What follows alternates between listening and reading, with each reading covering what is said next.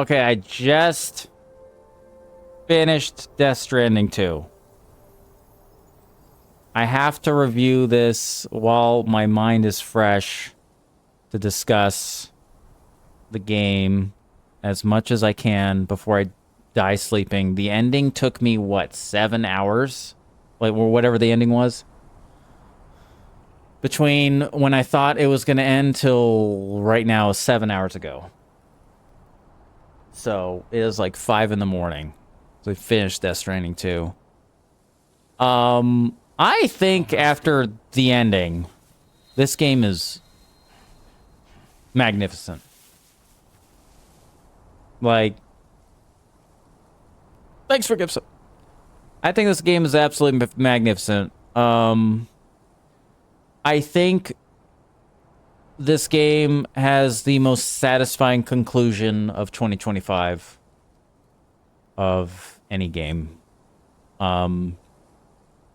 Best ending of the if you had to give an award for an ending,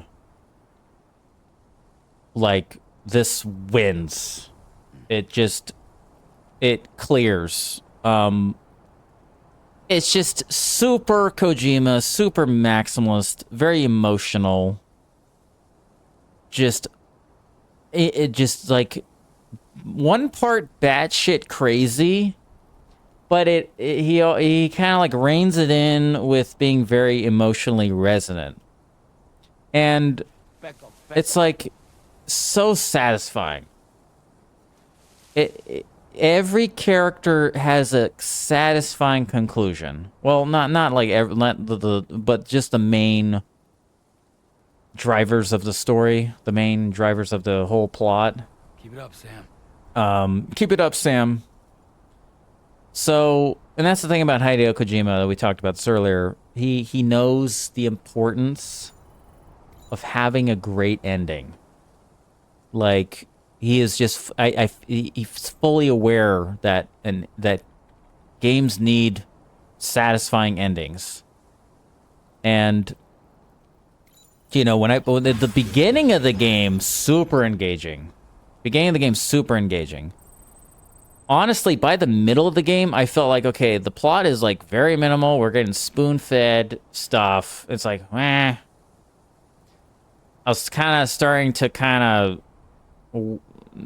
start to not care in, like, the middle of the game. However, that opening, like, few hours, super sick. I was really into the story. Now, luckily, I didn't care much for the middle of the part. Like, I was like, plot, whatever. But the gameplay, dude.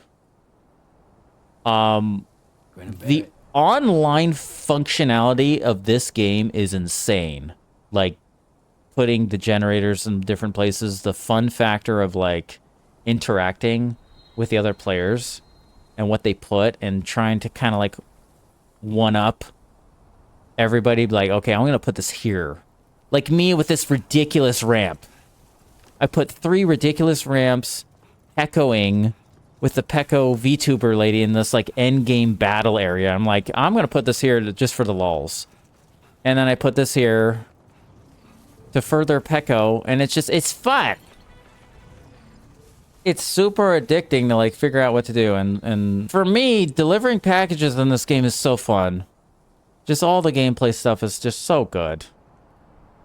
And I think that's going to be a recurring theme for a lot of people playing this game, is if you're into the gameplay, this is going to be like a big monumental game, personally, for a lot of people, I think. And so I think this is a very monumental game for me. Because of I have to think back of, like, because we just did the ending and it was just so freaking sick. And then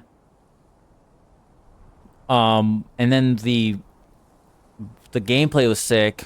The ending was just like, oh my god, dude.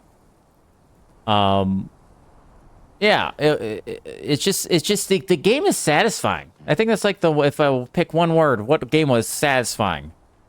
It one-ups the first game. And the ending does really help. Like, the ending of this game, the whole end portion, really, I think, elevates it.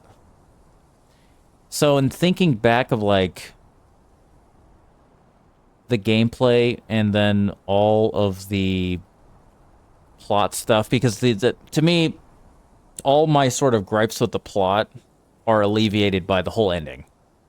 Because it just ties everything together. Because the game basically front loads you with plot, and then the end is end loaded even harder, like by 3 times. And then there's like the middle part of the game offers like a bunch of plot too. So it's but then all that is separated by the gameplay. And luckily, the gameplay is really good. The combat's really fun. The boss fights, except for one boss fight I thought was kind of annoying. I think it was one of the boss fights I fought a couple days ago. I thought, okay, this is kind of like, it's like the same octopus boss, but just annoying. Yeah, dude, so like halfway through the game, I was leaning towards like a 9.95 out of 10 as like a personal score. But I think I have to elevate the score to a 10. Because the ending put it there. I think the ending was so satisfying, on top of the game being super fun to play. I think I have to give it a 10. Like I would really have to go back and nitpick my playthrough and figure out like what I have problems with. And I also need to reevaluate. Come on, let's get this done. I have to reevaluate like where this is in Game of the Year in my personal list. I need to reevaluate it. Because I just made a video where I was like, best game so far. I put this at like 3, you know, because I haven't finished it yet. Feels good.